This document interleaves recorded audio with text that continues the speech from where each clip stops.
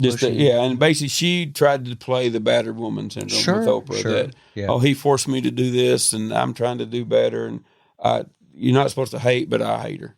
No, but it's just one of those things. If she walked by.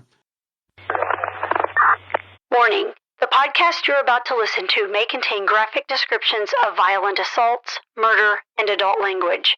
Listener discretion is advised. Murdered in their home, the brutal killing of Edwin and Bessie Morris, Part 2 of 3.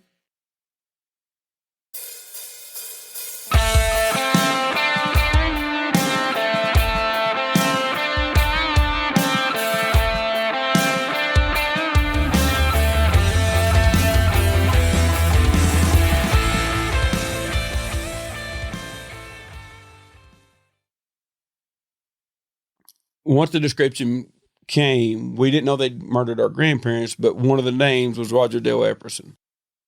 The Epperson name in our family meant a lot because my grandfather's best friend was Eb Epperson, which he was honorary pallbearer at my grandfather's funeral, and his son is the one that murdered my grandparents. You're kidding. So when they went to start questioning Eb about Roger's involvement in the Acker case, Eb kind of was like, I don't know. And the detective kept pushing and pushing. And he said, do you know anything else? And he said, I think he may have killed my best friend. Oh. How did they come about finding those three after the doctor woke up? Well, that gets interesting. The manhunt started. Once they explained that to the detective, he came to us, then we're like, no doubt that's who did it. There was a phone call that was made a week before that we think they cased out the place. They came by to look at it, but it was a bunch of kids there too on a Saturday afternoon. So we think they didn't do it that time. And then they were a little loose with their money. They gave some to some people there nearby. They decided they were going to travel straight to Florida.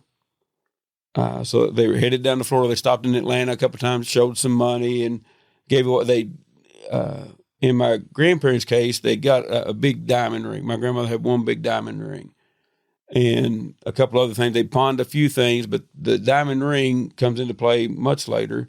But that came up, we found in the murder trial on the mother of Mr. Epperson.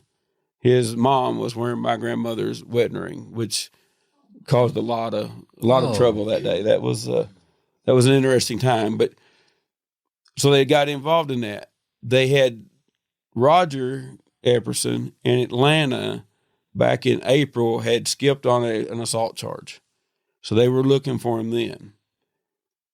Lester T. Burns at the time was the Johnny Cochran of Kentucky lawyers. If you were guilty of something or a defendant, you wanted Lester to be your attorney. Once they got arrested, Lester was actually helping them launder some of the money. They wanted to get some of the money gone. So he ended up getting disbarred, served prison time for it. They went to Florida, were partying, had a boat set up to take them out of the country and was going to be great. They got a couple of girlfriends.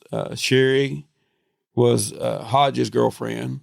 They met this other group that was partying pretty hard with some cocaine and decided, you know what? We'll leave tomorrow. Don't worry about it. And so they partied that night, and at 5:30, 6 o'clock in the morning, the FBI kicked the door down and arrested them then and then extradited them back, and then that's when our whole process started. So did they find out who these were because the doctor knew them and the doctor told Once the doctor described and then word got out, everybody knew who it was. Everybody said, well, it has to be this They had person. met with an individual, not the best individual there in Letcher County, and he's like, well, they talked to me about maybe doing something to him. And then, this one said, well, yeah, they wanted to borrow this from me to do that part of it, or they wanted to see if I could help them with a car that looked like a cop car, and everything started piecing together. And even then, now we have CSI's TV where you can find everything. Back then, DNA wasn't around. You didn't have, all that forensic stuff to do. You had to, like old school, you had to actually dig and find stuff. And what was up, beat your feet, Yes. hoofs on the ground to try to figure it all out. And that's actually still true, despite all the advances, DNA, cell phones, the genealogy. GPS on the tracking where you're going. That's all great, but we emphasize over and over when we interview detectives on here that people have to talk. That stuff means you have to have a story to get you to look at that stuff. Well, and it's still, I can't imagine now trying to convict people because they expect you to have everything they do on TV. Yes, well, they did that in 40 minutes. They had it all solved, and you had this, and this. Well, that guy didn't have that. How come this is there? And it even came up in our case.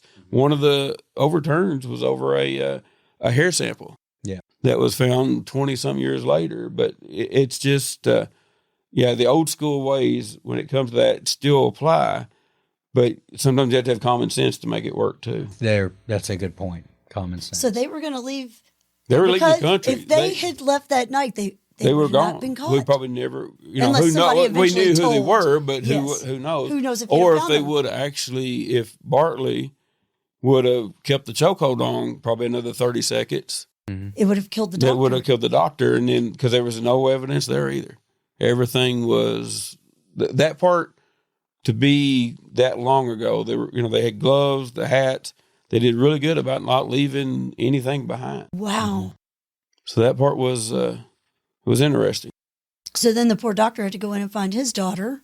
Found her, and we got to be really close with the family after that because we felt like we owed them a little bit of gratitude because if without them, we may have never known. No. And it still took 4 months until we found out. But then their trial was, for some reason, in front of ours because they arrested them first on the Acker murder.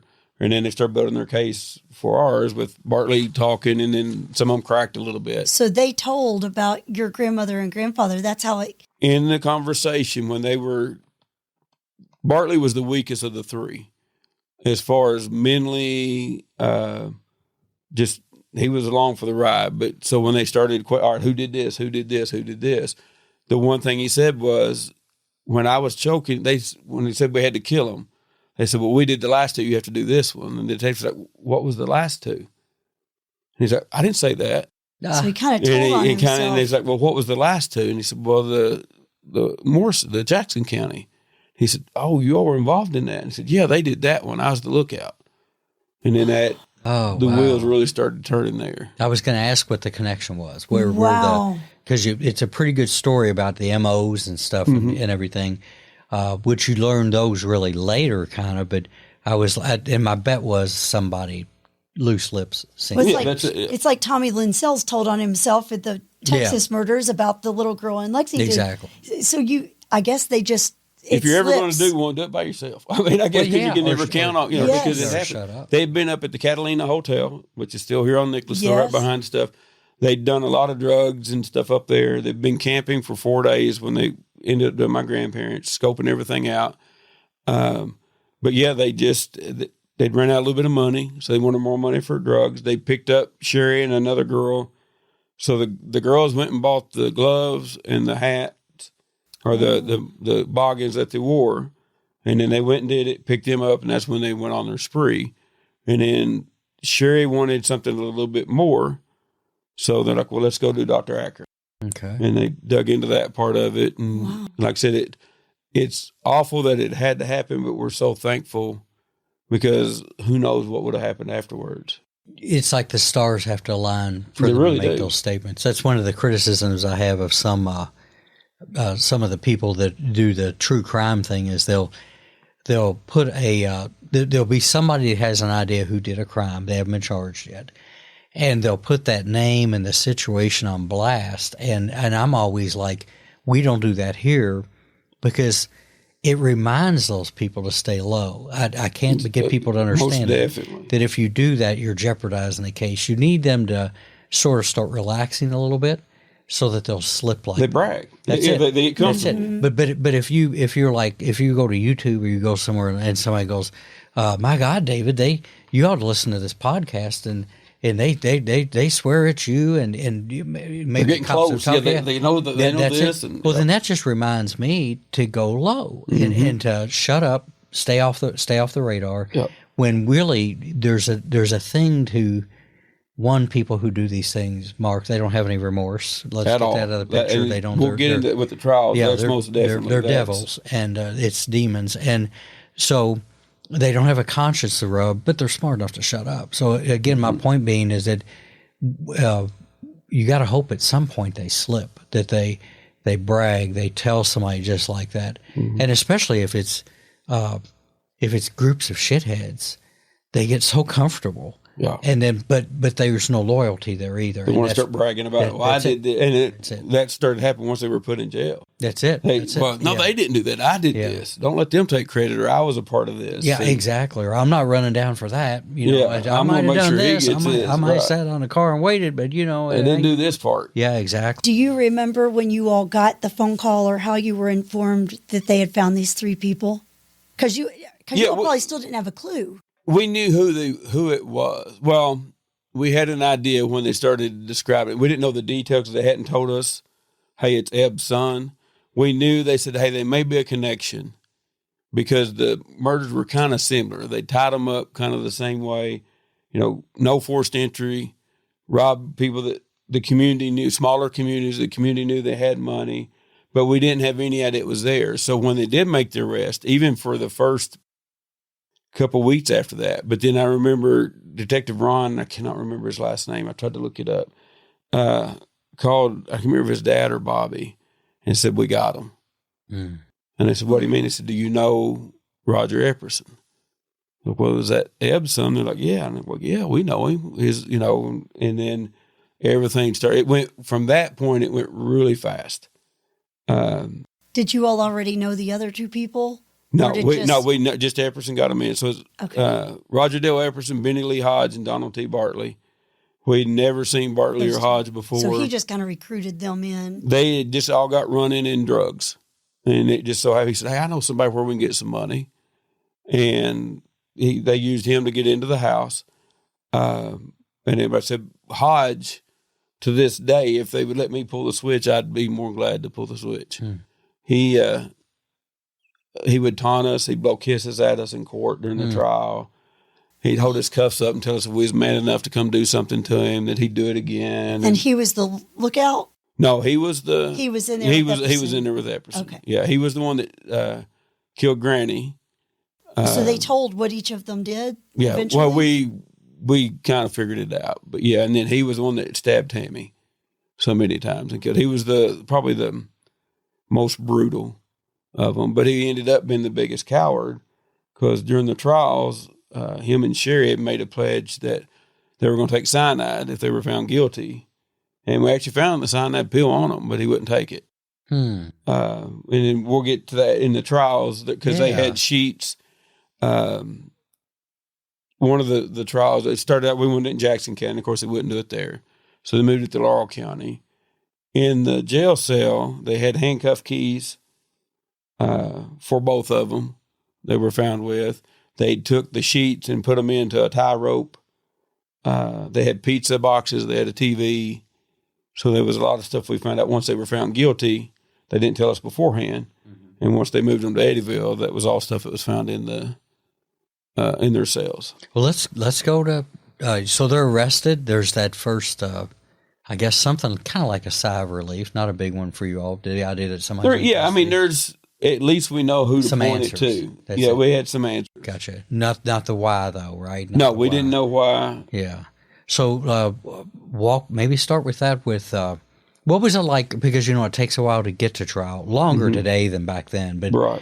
What was it like waiting? Did you get frustrated? Did you hear that they had a hearing? And we did. So they would be, you have a lot of hearings. Let's put it. You had the preliminary hearing first, which in Jackson County is where it took place. We were treated more like criminals probably than they were.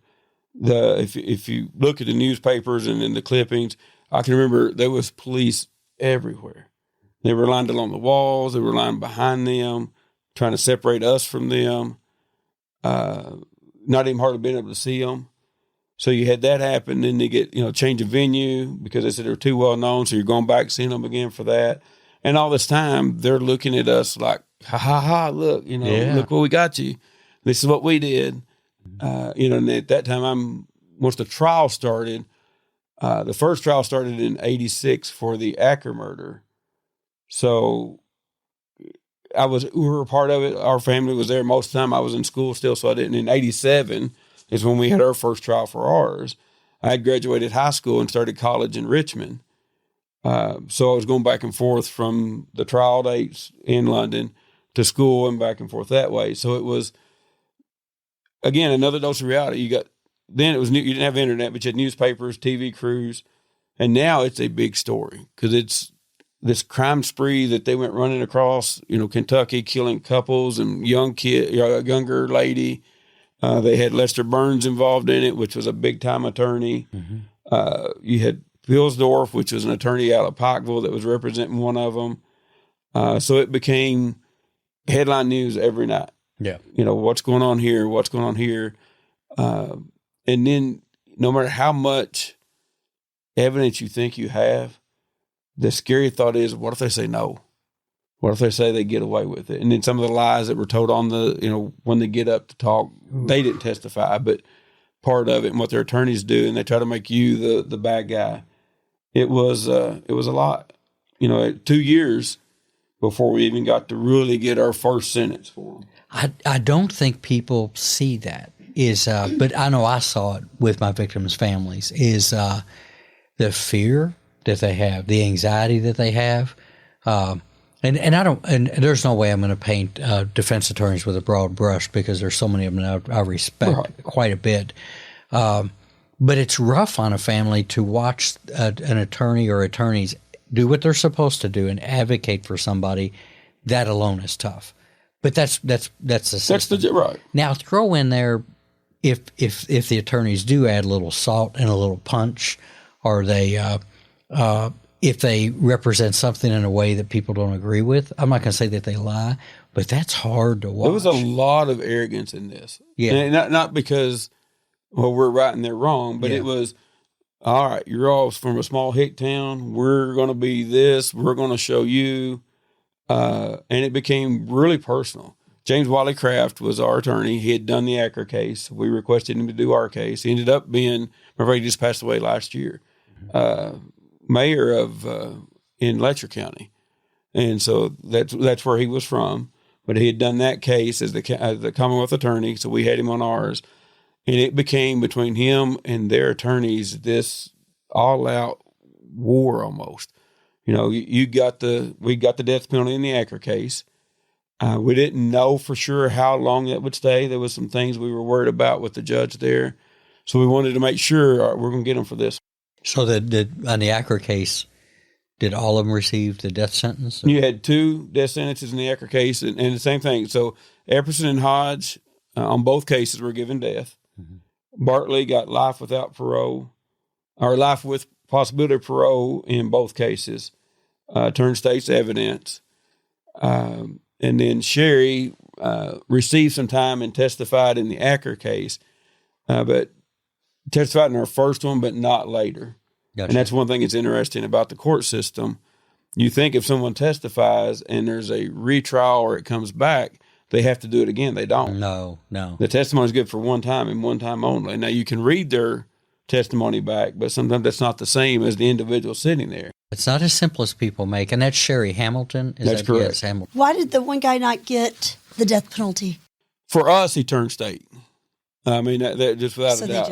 If it hadn't been for him, it would have been really hard. Yeah. We had evidence, and we could place the motive. We knew why they were there, how they got in, but he provided some stuff that we probably never would have got. Yeah. Now, when the mom showed up with my grandma's ring on, during the trial, and that was really one of the first times we had seen her, that was a whole nother story, because then not that we had any doubt, because just how they acted when we saw them, we kind of knew what was going on. But yeah, when she showed up with the ring on, that was a whole. Did she know it was your grandmother's ring? Yeah, without and a showed doubt. Up with it on. Without a doubt. Now, is Sherry still in jail, prison? No, she's out. She got famous. She got on Oprah. She's traveled. She was on Dr. Phil back when Dr. Phil first came out. Because of this? All to do with the trial. When there was a book written about it, and I don't want to say good or bad. Darcy O'Brien wrote a book called A Dark and Bloody Ground. And it has a picture, the original had a picture of Tammy on the front with a knife through it and blood coming from it. And then in the book, it details Sherry and the whole crew, but Sherry, Hodge, Epperson, they're kind of Bonnie and Clyde style. and it gets into how they found out about Granny and Papaw's murder, and then some about their plan when they were in jail, how they're going to kill themselves and die together and never be apart. And so she went on a tour with Darcy or Mr. O'Brien, Oprah and all that, trying to promote the book to get that part of it. I was going to ask what the interest would be in that. And that was it, just a book. And basically she tried to play the battered woman syndrome with Oprah. He forced me to do this and I'm trying to do better. And you're not supposed to hate, but I hate her. No, but it's just one of those things that if she walked by, that's a super common defense, though, mm-hmm.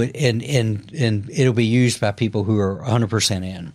Right. But listen, if they didn't think of it before, a good attorney walk them through that too. In a heartbeat. And again, that's I can't criticize that piece, but they'll lie. I mean, that whole thing of I didn't really want to.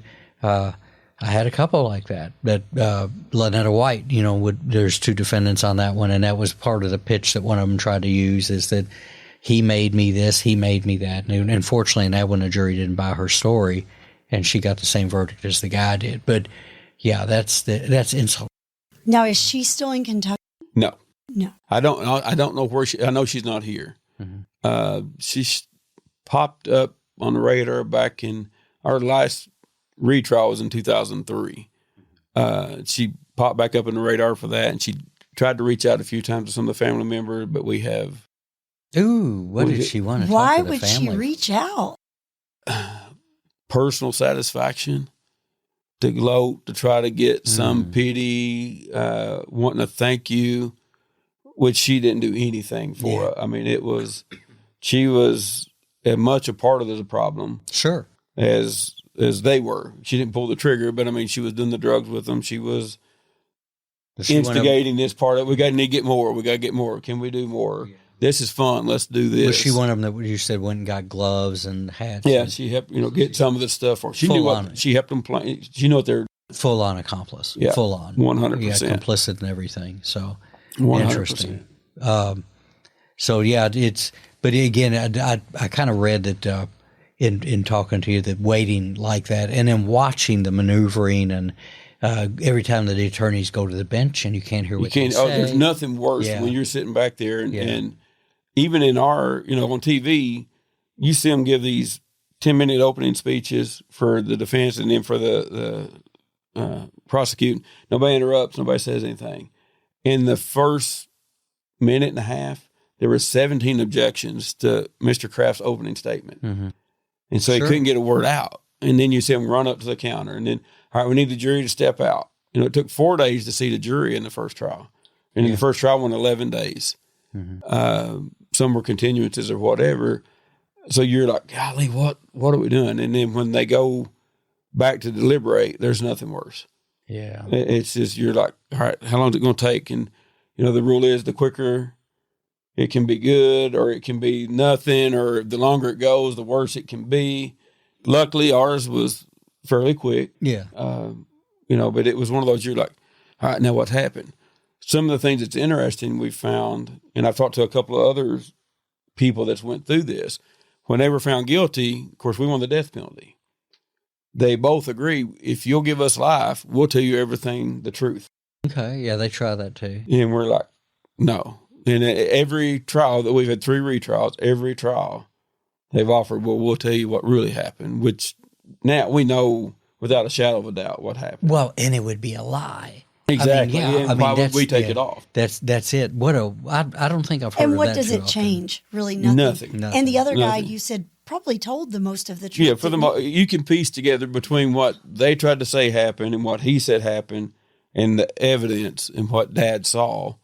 You can kind of piece together everything that it speaks the timeline, for itself. Because with my grandmother, they'd ripped the clock out of the wall, so we knew what time that had happened because it was the old-fashioned digital clocks everybody had, so you could see the time that stopped. The time of hearing the fire, what my Uncle Bobby thought was firecrackers, he knew about what time it was. He was out, so you could start piecing everything together to know. Crazy. That's like a serial killer that tries the same thing where they'll say, well, if you let me live, I'll show you some more bodies. That didn't work well for Ted Bundy or Tommy Lenzel's or Resendez Ramirez. It's just the last two I know of. But it, and again, like you said, when he wants to changes nothing. Yeah, it doesn't bring them back. It doesn't change it. So it's not even worth it to know. It was more. evil and it was brutal. I think you don't even probably want to know that you. They get to gloat. It's almost like they get to relive it in their mind and say, "Watch, I'm going to watch you hurt because I'm going to tell you." And even when we talked about doing this, it's never out of my mind. But now you start going back. Okay, what was that day like? Yeah. What was this like? And I was sitting with my wife. We were talking about it, and she's like, "I can't imagine." And I'm like, "Oh, you never will." And you hope nobody does. But the one thing that a lot of people forget about, 40 years is a long time. Most of the people that, nowadays, well, that happened forever ago. Who cares what happens to them? No. It's still as fresh sitting here now as it was that morning I got the phone call. I can feel the chills when I said, Grandpa said your grandparents have been murdered. What I felt that moment and the drive and seeing them and then having to try to think what my dad saw. Mm-hmm. And he saw it, but then the other three, the main kids and their wives, and then now the grandchildren, that's a void we'll never get to fill. Yeah. No. And you made a good point about them and the giving them the ability to gloat and to brag and everything. One of the things that drives me crazy from people that just don't understand is they'll talk about, well, they should put them in prison, so they have to sit and think about what they do. They do. They love it. They love it. Love it. And they love it, and they relive it. A lot of them masturbate to it. Mm-hmm. I mean, this is what you're dealing with. It's not like they're sitting there sulking, saying, "I've ruined my life." That's why they would do it again if they got a chance. Well, they definitely aren't saying they're having remorse for what they did or what the family's going through. It can't exist. They don't care. Yeah. Well, and I always tell people, they said, "Well, how do you figure?" And I said, "All right, think about it. If you can't sleep at night," and I said, "You're just sitting there. What happens? You run through everything you did that day over and over and over. So that's usually why you can't sleep." Well, when they're in the jail cell, there's nothing else for them to do. So they get to fantasize about, I did this, or I remember we walked in when I hit him that first time, how it felt. That's it. That's or what runs through their mind. Lives. Yeah, just constantly over and over. When you take a Bible and ask a 68-year-old lady with one eye, are these four-leaf clovers going to bring you luck? And then shoot twice. Mm-hmm. There is nothing there. No, and it's like in that book, I think from David Simon, Homicide, is that there's the top rules of homicide. And rule one is I think it's number one, is the guilty party always sleeps. Mm-hmm. And I found out, I used to share with Wendy that we have the holdover room before we interviewed people, or when we got them in the interview room, and I'm not kidding you, you had to wake them up. So that's back to what you said.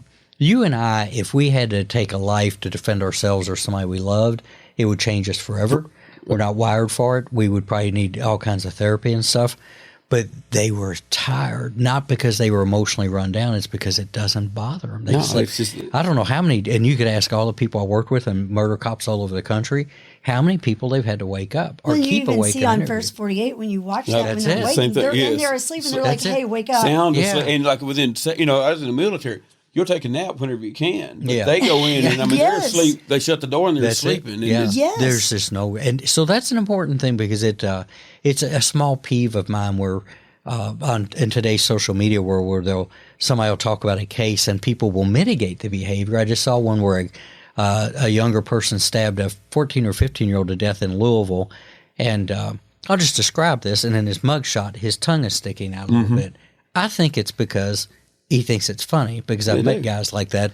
But it was funny how people were, well, he's autistic. And I'd ask, I said, I've never known of autistic people that are capable of murder. That's exactly So two problems with that. You're guessing and you're insulting the shit out of people that are on the autism range.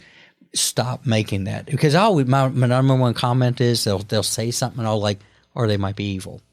Yeah. That exists. And it's obvious most of the people that say that's never had anything tragic in their life. No, they've never because, met anything like with ours, for Hodge to blow kisses, at me or at the time my wife during one of the retrials, or at my dad, or laugh at him, and come on, do something, mouthing it. There's nothing about that's sorry. No.